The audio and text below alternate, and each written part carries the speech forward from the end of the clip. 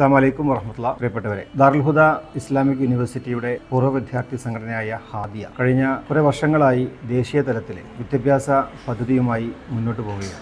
കേരളത്തിന് പുറത്തുള്ള 12 സംസ്ഥാനങ്ങളിൽ മദ്രസകൾ സ്ഥാപിച്ചുകൊണ്ട് വിദ്യാഭ്യാസ വിപ്ലവം നടത്തിക്കൊണ്ടിരിക്കുകയാണ് ഹാദിയ.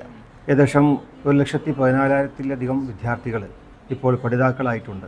ഏകദേശം 2,512 മദ്രസകളും അതുപോലെ 3,181 ടീച്ചേഴ്സും ഒക്കെ പങ്കാളികളായിട്ടുള്ള ഈയൊരു പദ്ധതി നോർത്ത് ഇന്ത്യൻ മേഖലകളിൽ വളരെ ഗൗരവകരമായ ഇടപെടൽ നടത്തിക്കൊണ്ടിരിക്കുകയാണ്.